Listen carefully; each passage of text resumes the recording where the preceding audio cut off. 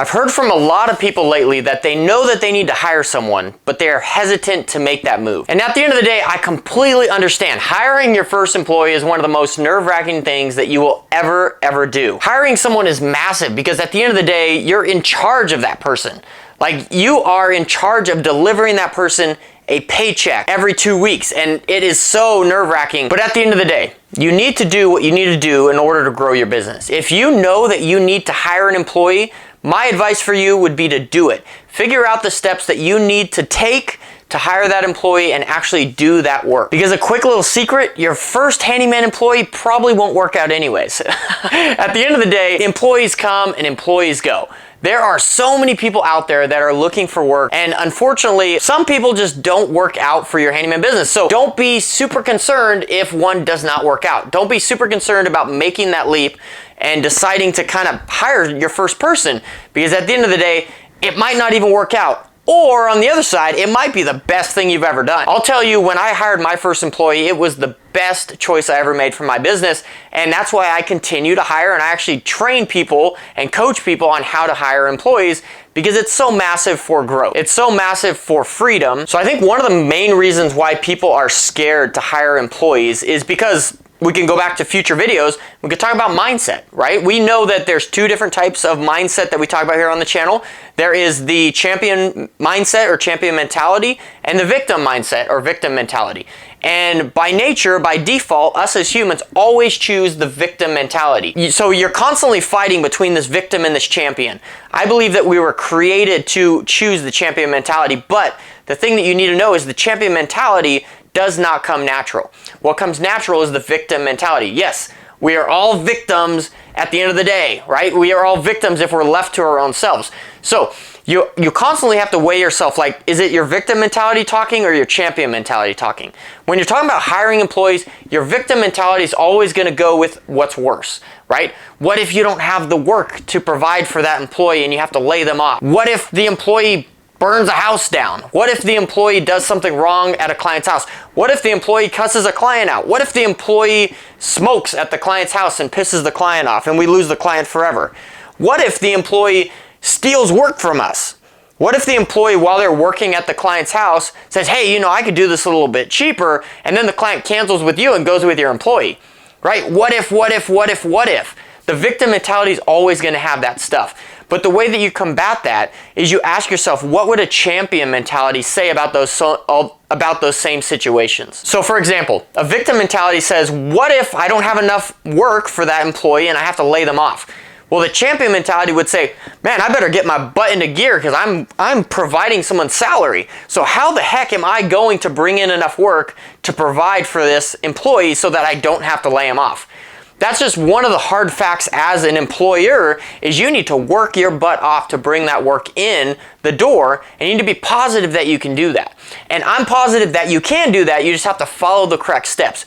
So if you're ready to make that step to hire an employee, you better be ready to make that step to work extra hard, way harder than you have before, in bringing customers into your business to provide for that employee so that he has the work that he needs to do. I'm going to cover a few of these. What if victim mentality says, what if the employee steals work from me? What if the employee takes clients from me? Champion mentality says, well, that's not really something I can control. So if the employee steals work from me, then obviously he's not the right employee for me.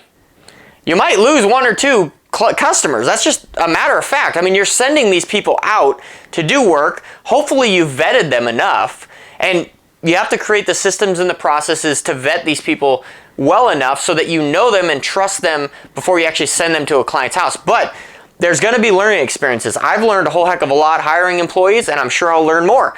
There's certain things that people do that you can't control. There's a lot of things that you can't control in life, and what other people do is one of those things that you cannot control. So if you lose a customer to an employee, that sucks, but that employee is probably not going to be with you very long.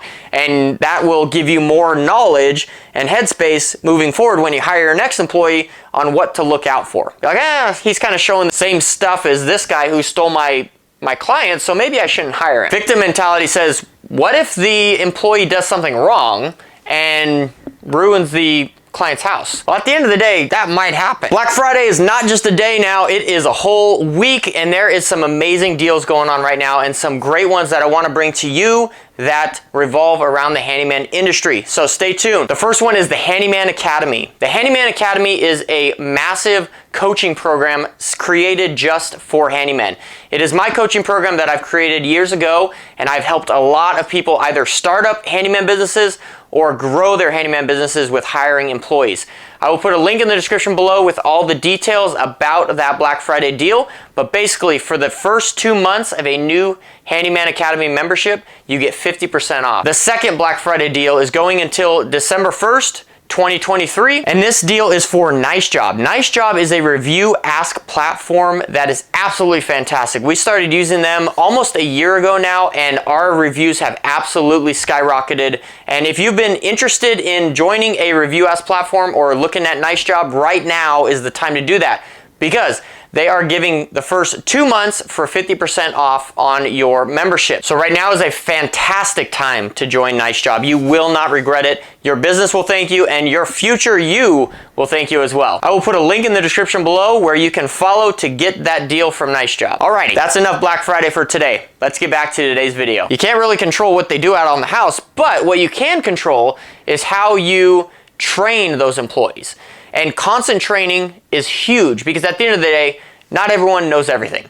And what we really do is we create like a culture of honesty in our business. Is that if you don't know something, say something. Like if you don't know something, there's nothing wrong with speaking out and calling a fellow employee, calling a fellow coworker, calling the boss with, hey, I don't know what I'm doing. Can you come over here and help me out? Or can you lend me some, advice over the telephone or something like that? Or can I FaceTime you and show you what I'm looking at?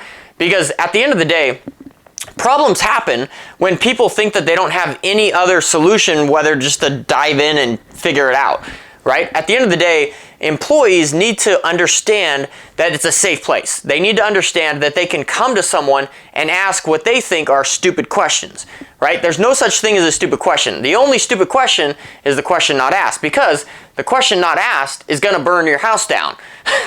So you need to make it blatantly clear with the employee that you need to call me and ask me these things. And then also you need to set up time to have occasional trainings throughout the month, throughout the week. What we do is we meet up every Monday. We have a Monday morning meeting. It's about an hour and a half long, and we do some sort of training, or we try and do some sort of training at each Monday morning meeting.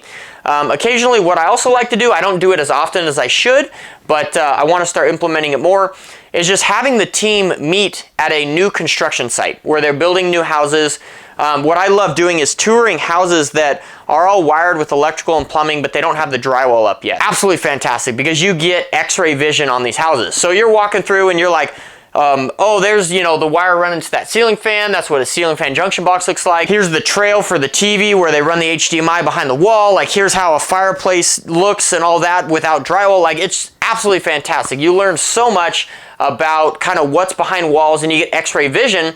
And then you can start kind of applying that x-ray vision to houses that have drywall on them and be like, well, if this didn't have drywall, what would I be looking at here? Like, what, there's an outlet down there, there's a switch over there, like what's the possibility that I'm going to run into a pipe here? And so it kind of gives you more of an idea. So ongoing training is huge, and that's what the champion mentality says. Victim mentality says, what if my employee does something wrong to the house and does something wrong? Champion mentality says, well, how can I help avoid that? You can't avoid everything. I've had my employees do things that, made it so we had to fix something. Luckily, thank God, we've never burnt a house down. We've never caused any catastrophic damage or anything like that. We've had, pipes cut in the attic and water flowing out. Like, we've hit a gas line when we were jackhammering for a fence post. We've hit a few other things. Luckily, we had an almost miss for electrical. That was very interesting. Basically, one of our employees, I'll just go into this story real quick. Since we're here, had an employee, mount a TV on a wall, and he went in with the TV mount, and he ran the lag screws into the stud, and right when he ran the lag screw into the stud, the client comes running out and says, "What happened? What happened? What happened?" Because his computer in the back room shut off, and all the lights in the back room shut off. And so my employee was like freaking out, and he called me right away. He's like, dude, I must have hit an electrical line because all the power went off. So I'm like, holy crap, that's crazy. So what we ended up doing, he ended up cutting a big hole in the wall, and he found that there was no electrical wire. Like there was nothing there.